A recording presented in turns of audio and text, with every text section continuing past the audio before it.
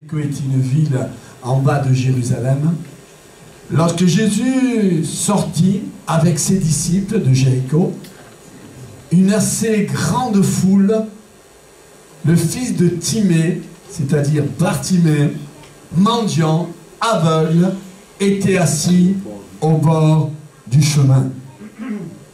Il entendit que c'était Jésus de Nazareth et se mit à crier: « Fils de David, Jésus, aie pitié de moi. » Plusieurs le reprenèrent pour le faire taire, mais il criait beaucoup plus fort: « Fils de David, aie pitié de moi. » Jésus s'étant arrêté et dit: « Appelle-le. » Et ils l'appelèrent, et l'aveugle en lui disant: « Prends courage, lève-toi, il t'appelle. » L'aveugle jeta son manteau et se leva d'un bond et vint vers Jésus. Jésus, prenant la parole, lui dit, c'est important, Jésus prenant la parole, il dit: « Que veux-tu que je te fasse ?» C'est une parole drôle, hein? Jésus qui est l'alpha, l'oméga, le commencement et la fin, lui dit cette parole. Il lui répondit: « Rabouni. » Rabouni, ça veut dire maître. Il va lui dire maître, il va lui dire Rabouni. Lui dit, il répondit, l'aveugle, que je recouvre la vue. Je m'arrêterai là, je ne vais pas aller plus loin, je m'arrêterai là. Jésus connaît toutes choses. Il connaît ta situation, il connaît ta vie, il connaît ton angoisse, il connaît ta déprime, il connaît ta peur, il connaît ce qui habite ton cœur, il nous connaît. Cet homme a dépassé toutes choses par son courage. Il y avait une grande foule suivait Jésus, entourait Jésus. Il y avait une grande foule. Et pour se faire entendre dans une foule, ben, il faut oser. Il faut oser. Il savait, parce qu'il avait l'enseignement, il savait qu'il était de Nazareth, et il savait aussi qu'il était le fils de David. Parce que Dieu a promis à David qu'il y aura toujours quelqu'un sous le trône. Et là, il va crier fils de David, Jésus de Nazareth. Il ne va pas se tromper. Il va se mettre à crier. Il a dû crier fort. Oui, frères et sœurs, quand un malheureux, il ne dit pas quelqu'un qui est heureux, mais quelqu'un qui est malheureux.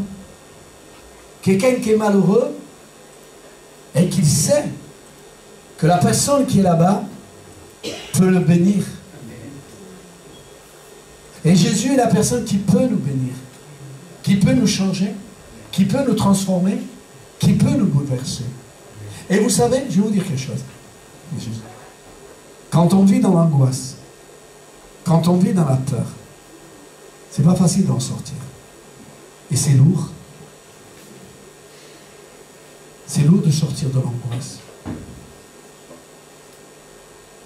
Je me suis occupé pendant des mois, pas des années parce que c'est pas vrai, pendant des mois, de m'occuper à l'hôpital de la Fantôme, à Antibes, d'un service des gens dépressifs. Je me suis occupé d'eux, avec des frères, avec Antoine, avec Laurent et d'autres encore qui étaient avec moi. On s'est occupé de ces gens là-bas. On leur parlait. Ne croyez pas que les gens qui sont dépressifs, qui sont angoissés, ne sont pas des fous. Hein. C'est des gens qu'un jour, hein, l'angoisse a pris leur cœur, leurs pensées, leur vie, et ils n'arrivent plus à s'en sortir. Et les docteurs et les infirmières n'ont pas la solution à guérir cette maladie. Ils n'ont pas. Mais ils leur donnent des cachets, tranquillisants, pour qu'ils restent dans leur chambre, couchés. Ils n'ont pas la solution. Parce que la solution ne se trouve pas dans un cachet. La solution se trouve dans le Seigneur Jésus-Christ. Et là, frères et sœurs, cet homme, il avait la totale complète. Il était aveugle. mendiant et au bord du chemin. Il avait tout pour être malheureux. Et aujourd'hui, dans le monde où nous vivons, ça devient de plus en plus difficile, de plus en plus dur. Il y a de l'angoisse, il y a des problèmes, des difficultés, de l'envie à vouloir plus posséder. Comme en possédant plus, on va être heureux plus. Ce n'est pas vrai. J'ai eu un ami qui avait un château. Un château, il avait beaucoup d'affaires dans la ville de Nice. Et frères et sœurs, c'était mon ami, et cet ami-là, il n'était pas heureux. L'argent ne contribue pas, l'argent ne fait pas que quelqu'un est heureux parce qu'on possède de l'argent. L'argent contribue à payer certaines choses, pas de problème. Mais l'argent ne produit pas de bonheur dans un cœur. Alors cet homme, la foule est là, et va se mettre à crier en direction du Seigneur. Nous ne voulons pas crier en direction des hommes. Parce qu'un homme ne peut rien m'apporter. Celui qui peut m'apporter, et c'est Jésus. Amen. Et nous nous sommes approchés ce soir de Jésus. C'est de Jésus. Nous voulons entendre Jésus. Mais, Jésus se sert de l'homme pour parler à l'homme. Jésus veut se servir de moi ce soir. Demain, ça peut être un autre prédicateur, ça peut être un frère, ça peut être une sœur, qui peut dire les mêmes choses. Jésus veut s'adresser à toi et te dire, ne t'arrête pas de crier. Ne t'arrête pas de me parler, de me demander. J'ai besoin de recevoir. J'ai besoin de recevoir. Vous savez, il n'y a que les violents qui s'emparent de la bénédiction. Non, être violent avec son voisin, sa voisine, avec cette société, être méchant. Non, tu ne parles pas d'être méchant, mais être violent pour les désirs de sa chair. La chair, elle veut faire parfois autre chose que le Seigneur nous demande. Le Seigneur te demande de t'approcher de lui. Et la chair veut partir dans le monde et dans les champs de ce monde. Alors, frères et sœurs, il va se mettre à crier. Je veux, d'un certain sens, louer cet aveugle. Louer Bartimée. Le louer pour son courage. Ce qui te manque à toi et à moi, c'est avoir un peu plus de courage. Amen. D'oser crier vers le Seigneur. Mais on se dit, il y a mon copain, il y a ma copine, il y a mon voisin, il y a ma voisine, il y a mon cousin, il y a cette connaissance qu'elle a. Comment je peux crier? Qu'est-ce qu'il va dire de moi? Arrêtons de vouloir être applaudis par les hommes. Arrêtons de vouloir paraître. Arrêtons de vouloir paraître. Soyons vraiment ce que nous sommes. Amen. Alléluia. Cet homme qui a besoin de Dieu. Cette femme qui a besoin de Dieu. J'ai besoin de Dieu. Et je ne m'arrête pas de crier. Même si la foule est là, si les gens sont là, même si je vais passer la honte de ma vie, Jésus ne va peut-être pas m'entendre. On se dit peut-être, Jésus ne va pas m'entendre. Ne t'inquiète pas. Jésus entend à l'heure, à la seconde et au moment qu'il faut. Et là, frères et sœurs, il se met à crier. La pensée de Dieu me dit, même si je ne crie pas de ma bouche, mais je crie de mon cœur. Parce que je sais que j'ai besoin du Seigneur. Tengo falta de Dieu. J'ai besoin de Dieu. Laurent, ne t'inquiète pas. Je sais que je passe des moments difficiles, des moments d'épreuve, des moments où je ne comprends pas. Je ne comprends pas pourquoi ceci, pourquoi cela. Je ne comprends pas. Mais même, Laurent, que je ne comprends pas, je ne m'arrête pas d'avancer en direction du Seigneur. Et là, il crie. Et je sais ce que je vais dire, mais je le dis doucement parce que c'est tellement important.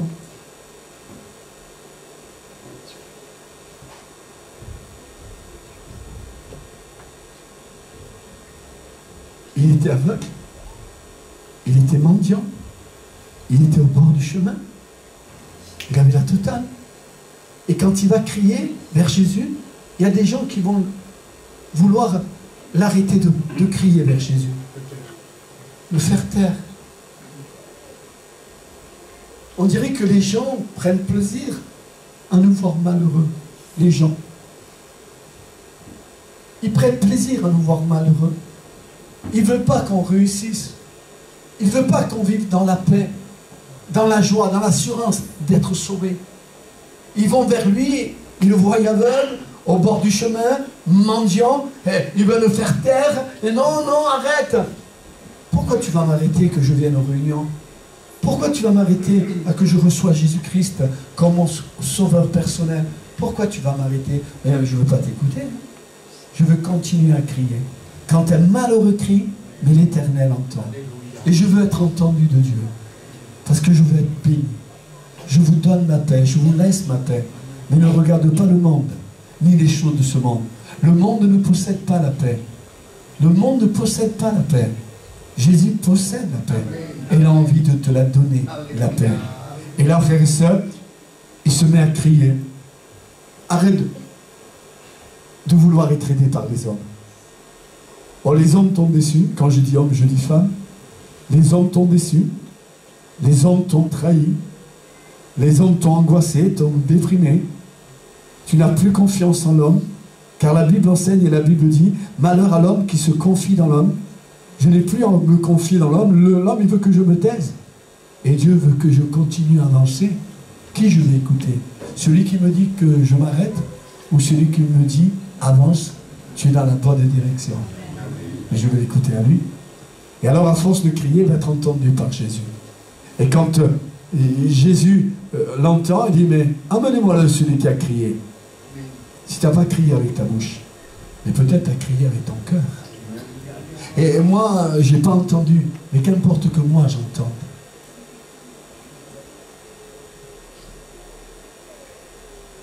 L'essentiel. L'essentiel, c'est que lui t'entend. Que tu sois entendu par lui, mais non par moi. Je ne suis que serviteur de Dieu. Je ne fais que le servir. Et celui que je sers, c'est pas à moi qu'il faut que tu viennes, mais c'est à Jésus. Et il se met à crier, à force de crier, il est entendu, et il dit, emmenez-moi-le. Excusez-moi, je ne veux pas me pointer du doigt, il paraît que c'est mal poli, mais je vais le regarder. Je veux te regarder. Et que l'Esprit de Dieu, la présence de Dieu, la puissance de Dieu puisse te regarder.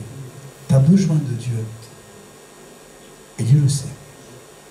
Dieu le sait que tu as besoin de lui. Il dit, appelez-moi là. Les gens lui disent, Jésus t'appelle. Mais il y a quelque chose qui va être dit d'un bon. Il se dépêche d'aller vers Jésus. Et je voudrais te dire, ne tarde pas. Dépêche-toi à aller vers Jésus. Je te le dis avec un sourire. Dépêche-toi. Viens. On est toute une équipe. Une équipe qui est là, qui t'aime. Le Seigneur mis 1 million de fois plus que nous. Mais on t'aime quand même aussi. Et là, il se lève d'un coup. Et il oublie quoi? Il oublie son manteau. Mais il n'oublie pas son manteau. Il n'oublie pas son manteau. Vous savez, son manteau était tout pour lui. Parce que le soir, il fait froid. On a besoin de notre couverture. Mais lui, il était mendiant. Il n'avait pas de couverture. Il n'avait qu'un manteau pour se couvrir le soir quand il faisait froid. Et là, quand Jésus l'appelle, il se lève. Il n'oublie pas son manteau. Il se dit dans son cœur, j'aurai plus besoin de mon manteau. Il se dit dans son cœur, Jésus va me guérir.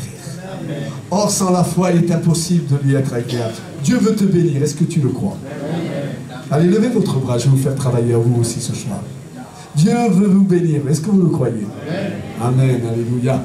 Et là, il va vers Jésus. Les gens l'aident parce qu'il est aveugle. Il aide à aller vers Jésus. Et quand Jésus le voit, et je vais terminer, ce n'est pas à force de parole que je vais essayer de vous convaincre. Il n'y a que le Saint-Esprit qui peut convaincre. Et quand il vient vers Jésus, Jésus le connaît.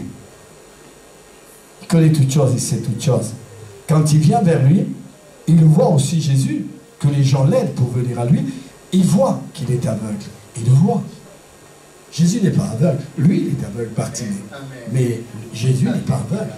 C'est-à-dire, Jésus, il te connaît. Il te connaît. Il sait de quoi tu as besoin. Or, sans la foi, il est écrit dans la parole de Dieu qu'il est impossible de lui être agréable. Arrête, te dit le Seigneur, à toi qui es là. Arrête d'être négatif. Je me suis acheté, dire à l'autre, je me suis acheté un gilet.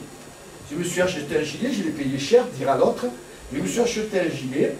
Et là, le gilet, je l'ai essayé, il m'allait bien, mais maintenant, je ne comprends pas. Il me va un peu serré. Je ne sais pas, il me va un peu large. Je suis toujours dans le négatif. Je me suis acheté une paire de baskets, mais j'en ai vu une plus belle. J'aurais acheté la plus belle. Mais sois heureux déjà avec celle que tu as achetée. Arrêtons déjà d'être négatifs. J'ai une voiture, mais j'en voudrais une plus belle. Mais sois heureux déjà avec la voiture que tu as. J'ai une femme, sois heureux avec la femme que tu as. Hé, réveillez-vous les maris, s'il vous plaît. J'ai une femme, sois heureux avec ta femme. J'ai un mari, sois heureux avec ton mari.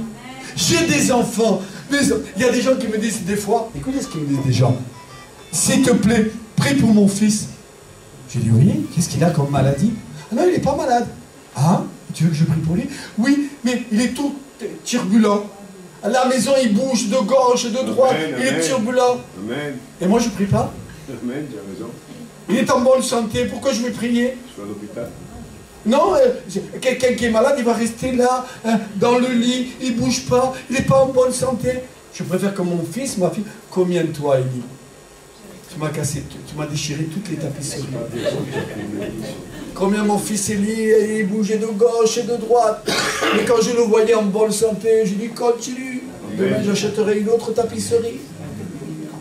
Quand on me demande de prier pour les enfants qui bougent de gauche et de droite à la maison, qu'il arrive de casser quelque chose, prie pour lui. Je dis non, je veux continuer pour qu'il soit le plus vaillant, plus béni. Alléluia.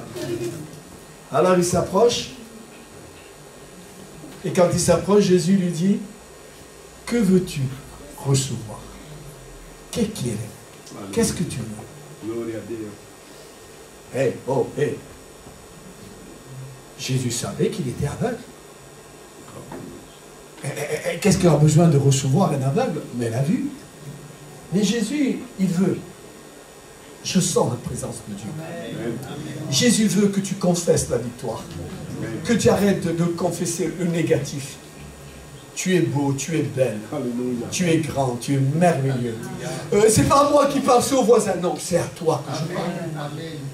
Pour Jésus, tu es beau, tu es belle. Il va te dire, tu es en bonne santé. Je t'aime, j'ai le regard sur toi. Sur ton foyer, sur ta femme, sur tes enfants, sur ton avenir. Je veux que ton avenir soit le meilleur d'avenir. Ah ouais, mais c'est pas à moi que tu parles. Oui, c'est à toi que je parle. Amen. Je veux que ton avenir soit béni. Ouais, mais tu parles pour elle? Non, je parle pour toi. Amen. Les négatifs, ils croient que toujours le pasteur, il parle pour les autres. Quand on parle de bénédiction, arrête de penser négatif. Essaie de penser positif. Amen. Quand Jésus le regarde, il lui dit, que veux-tu recevoir? Allez, confesse. Confesse. Que veux-tu recevoir? Peut-être ne le dis pas en voix haute, mais dis-le à voix basse. Que veux-tu recevoir de Jésus? Que veux-tu recevoir de Jésus? Que veux-tu recevoir de Jésus? Mais Seigneur, que veux-tu recevoir de Jésus? Un temps de silence. Et Jésus prie pour lui. Il recouvre la vue. Il est béni. Est-ce que vous croyez, réfléchissez bien, est-ce que vous croyez qu'il est allé chercher son manteau? Ah non, il n'est plus allé le chercher. Il a suivi Jésus. Il s'est mis à suivre Jésus. Mais maintenant, il n'avait pas besoin de l'aide, hein, de Pierre, de Paul, de Jacques, des gens, et il marchait tout seul. Amen. Et demain, tu n'auras plus besoin d'aide. Tu seras heureux, tu seras joyeux, tu seras béni. Est-ce que vous sentez béni? Amen. Je me suis tombé des signes. Qui c'est qui se sent béni? Alléluia, j'ai des régaliques. Comment on appelle les régaliques en français? Des chatouilles. J'ai des chatouilles là. Quand Laurent dit, tu es béni. Je suis béni. Je suis béni. Allez, dites-le avec moi. Je suis béni. Je suis béni. Alléluia. Alléluia. Je suis béni. Et pensons à cela. Dans le Seigneur, nous pouvons être bénis et nous sommes bénis. Que Dieu vous garde, que Dieu vous bénisse. Passez une bonne soirée.